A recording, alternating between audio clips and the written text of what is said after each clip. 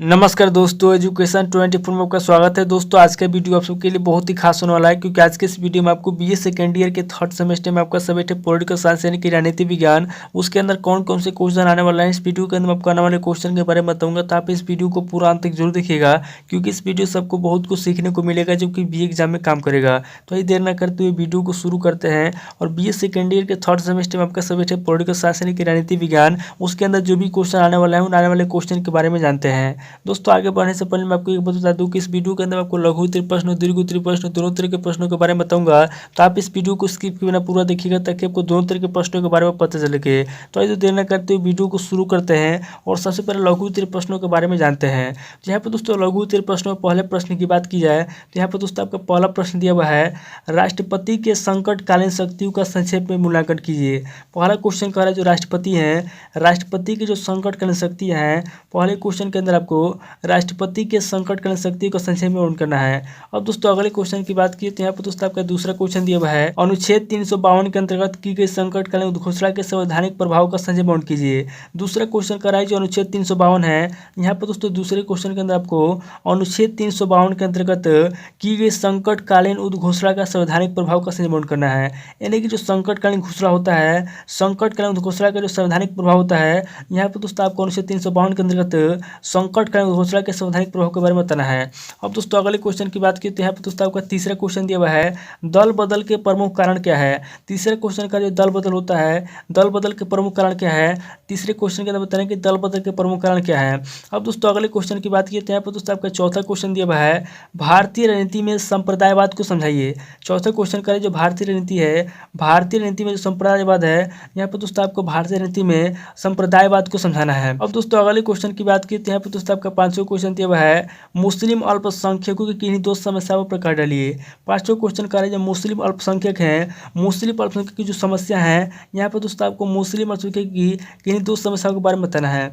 अब दोस्तों अगले क्वेश्चन की बात की तो यहाँ पर दोस्तों आपका छठा क्वेश्चन दिया हुआ है, भारत में क्षेत्रवाद के उत्थान के कारणों को उल्लेख कीजिए। छठा क्वेश्चन कर रहा है जो भारत है, भारत में क्षेत्रवाद के जो उत्थान के कारण है, यहाँ पर दोस्तों आपको छठे क्वेश्चन के अंदर भारत में क्षेत्रवाद के उत्थान के कारणों का उल्लेख करना है।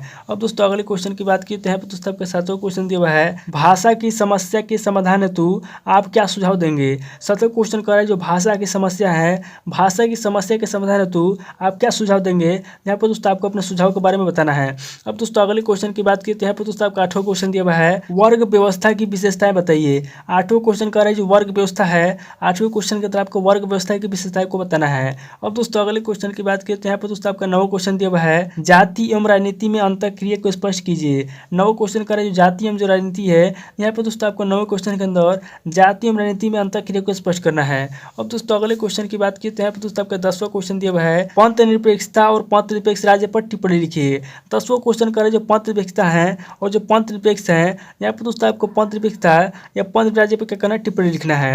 अब दोस्तों अगले क्वेश्चन की बात की तो यहाँ पर दोस्तों 11वां क्वेश्चन दिया हुआ है, मतदान व्यवहार के अध्ययन में क्या कठिनाइयाँ हैं। 11वां क्वेश्चन कर रहे जो मतदान व्यवहार होता है, जो मतदान होता है उसके अध्ययन में क्या कठिनाइयाँ हैं, यहाँ पर आपको बताना है कि मतदान व्यवहार के अध्ययन में क्या कठिनाइयाँ हैं। अब दोस्तों अगले क्वेश्चन की बात की तो यहाँ पर दोस्तों आपको 12वां क्वेश्चन दिया हुआ है, दबाव समूह और राजनीतिक दल में क्या अंतर है। 12वां क्वेश्चन का जो दबाव समूह है और जो राजनीतिक दल है, इन दोनों में क्या अंतर है। यहाँ पर दोस्तों 12वें क्वेश्चन के अंदर आपको दबाव समूह और राजनीतिक दल में अंतर बताना है। अब दोस्तों अगले क्वेश्चन की बात की तो यहाँ पर दोस्तों आपका 13वां क्वेश्चन दिया हुआ है, दबाव गुट की विशेषताएं बताइए। 13वां क्वेश्चन का जो दबाव गुट है, यहाँ पर दोस्तों आपको दबाव गुट की विशेषताएं बताना है। अब दोस्तों अगले क्वेश्चन की बात की तो यहाँ पर दोस्तों आपका 14वां क्वेश्चन दिया हुआ है, 73वें संविधान संशोधन नियम की अनिवार्य विशेषता लिखिए। 14वां क्वेश्चन कह रहा है जो 73वें संविधान अधिनियम है, यहाँ पर दोस्तों आपको 73वें संविधान अधिनियम की जो अनिवार्य विशेषता है, यहाँ पर दोस्तों आपको 73वें संविधान संशोधन के अधिनियम की अनिवार्य विशेषता लिखना है। अब दोस्तों अगले क्वेश्चन की बात की तो यहाँ पर दोस्तों 15वां क्वेश्चन दिया हुआ है, स्थानीय स्वशासन से आप क्या समझते हैं। 15वां क्वेश्चन कर रहा है जो स्थानीय स्वशासन है, स्थानीय स्वशासन से क्या समझते हैं, यहाँ पर दोस्तों आपको स्थानीय स्वशासन के बारे में बताना है। अब दोस्तों अगले क्वेश्चन की बात की तो यहाँ पर दोस्तों आपका 16वां क्वेश्चन दिया हुआ है, ग्राम पंचायतों की आय के स्रोत क्या है। 16वां क्वेश्चन कर रहा है जो ग्राम पंचायत है, ग्राम पंचायतों की आय के स्रोत क्या है। यहाँ पर दोस्तों आपको 16वें क्वेश्चन के अंदर ग्राम पंचायत की आय के स्रोतों के बारे में बताना है। अब दोस्तों अगले क्वेश्चन की बात की तो यहाँ पर दोस्तों आप 17वां क्वेश्चन दिया हुआ है, एक दलीय प्रणाली के दोष बताइए। 17वां क्वेश्चन कर रहा है जो एक दलीय प्रणाली है, एक दलीय प्रणाली के क्या दोष है, यहाँ पर दोस्तों आपको एक दलीय प्रणाली के दोष बताना है। अब दोस्तों अगले क्वेश्चन की बात की तो यहाँ पर दोस्तों आपका 18वां क्वेश्चन दिया है लोकतंत्र के मूल आधार अथवा मूल सिद्धांत क्या है। 18वां क्वेश्चन कह रहा है जो लोकतंत्र है, लोकतंत्र के मूल आधार क्या है अथवा मूल सिद्धांत क्या है। यहाँ पे आपको लोकतंत्र के मूल आधार अथवा मूल सिद्धांत के बारे में बताना है। दोस्तों टोटल आपके 18 क्वेश्चन हो गए जो कि आपके लघु उत्तरीय प्रश्न पूछेंगे। और दोस्तों आगे हम लोग दीर्घ उत्तरीय प्रश्नों के बारे में जानेंगे। तो यहाँ पे दोस्तों दीर्घ उत्तरीय प्रश्नों पहले प्रश्न की बात की जाए तो यहाँ पे दोस्तों आपका पहला प्रश्न दिया हुआ है औपनिवेशिक भारत में लोकतंत्रीकरण की प्रक्रिया पर प्रकाश डालिए। पहला क्वेश्चन करें जो औपनिवेशिक भारत है, औपनिवेशिक भारत में लोकतंत्र की प्रक्रिया है। यहाँ पर दोस्तों आपको औपनिवेशिक भारत में लोकतंत्र की प्रक्रिया पर क्या करना, प्रकाश डालना है। अब दोस्तों अगले क्वेश्चन की बात की तो यहाँ पे दोस्तों आपका दूसरा क्वेश्चन दिया हुआ है प्रजातंत्र के लिए दलीय प्रणाली क्यों आवश्यक है, विवेचना कीजिए।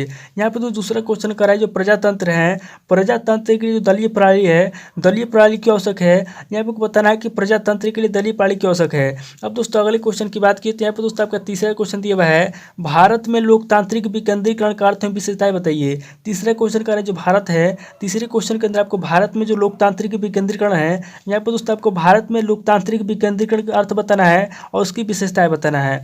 अब दोस्तों अगले क्वेश्चन की बात की तो यहाँ पे दोस्तों आपका चौथा क्वेश्चन दिया हुआ है 74वें संविधान संशोधन का विवेचन कीजिए। चौथा क्वेश्चन का 74वां संविधान संशोधन होता है। यहाँ पे दोस्तों आपको चौथे क्वेश्चन के अंदर 74वें संविधान संशोधन का विवेचन करना है। अब दोस्तों अगले क्वेश्चन की बात की तो यहाँ पे दोस्तों आपका पांचवा क्वेश्चन दिया हुआ है दबाव समूह से आप क्या समझते हैं, दबाव समूह की भूमिका की विवेचना कीजिए। पांचवा क्वेश्चन का दबाव समूह है, दबाव समूह से आप क्या समझते हैं। यहाँ पर दोस्तों आपको सफल पर दबाव समूह को परिवर्तन है, उसके बाद आगे करें कि दबाव समूह की भूमिका की विवेचना करना है। यानी कि जो दबाव समूह है आगे दोस्तों आपको दबाव समूह की जो भूमिका है उसका दोस्तों आपको विवेचना करना है। अब दोस्तों अगले क्वेश्चन की बात की तो यहाँ पर दोस्तों आपका छठा क्वेश्चन दिया हुआ है भारतीय रणनीति एवं जाति पर एक आलोचनात्मक निबंध लिखिए। छठा क्वेश्चन का जो भारतीय रणनीति है, यहाँ पर दोस्तों आपको छठे क्वेश्चन के अंदर भारतीय रणनीति एवं जाति पर क्या करना है, भारतीय रणनीति एवं जाति पर एक आलोचनात्मक निबंध लिखना है। अब दोस्तों अगले क्वेश्चन की बात की तो यहाँ पर दोस्तों आपका सातवां क्वेश्चन दिया हुआ है भारतीय संविधान में धर्म की भूमिका को प्रकाश डालिए। सातवां क्वेश्चन का है जो भारतीय संविधान है, यहाँ पर दोस्तों आपको भारतीय संविधान में धर्म की जो भूमिका है, भारतीय संविधान में धर्म की भूमिका प्रकाश डालना है। अब दोस्तों अगले क्वेश्चन की बात की तो यहाँ पर दोस्तों आपका आठवां क्वेश्चन दिया हुआ है और दीर्घ उत्तरीय प्रश्न का लास्ट क्वेश्चन दिया हुआ है संजातीयता की अवधारणा स्पष्ट करते हुए इसके विभिन्न आधारों पर प्रकाश डालिए। आठवां क्वेश्चन का संजातीयता क्या है, यहाँ पर दोस्तों आपको संजातीयता के बारे में बताना है। उसके बाद संजातीयता होता है, यहाँ पर दोस्तों आपको संजातीयता की अवधारणा स्पष्ट करना है और इसके विभिन्न आधारों पर प्रकाश डालना है। ये टोटल आपके 8 क्वेश्चन होंगे जो कि आपके दीर्घ उत्तरीय प्रश्न पूछेंगे। तो दोस्तों इस वीडियो के अंदर मैंने आपको लघु उत्तरीय प्रश्न और दीर्घ उत्तरीय प्रश्न दोनों तरह के प्रश्नों के बारे में बता दिया। आप इन दोनों तरह के प्रश्नों को नोट कर लीजिए और किसी किताब से सीरीज मिला करके याद कर लीजिए। दोस्तों आज इस वीडियो को मैं पे स्किप करता हूँ, मिलता है आपसे नेक्स्ट वीडियो में। अगर आपको वीडियो अच्छा लगा तो वीडियो को लाइक कीजिए, शेयर कीजिए और कमेंट करके बताइए कि आपको नेक्स्ट वीडियो किस टॉपिक के ऊपर चाहिए। थैंक यू दोस्तों।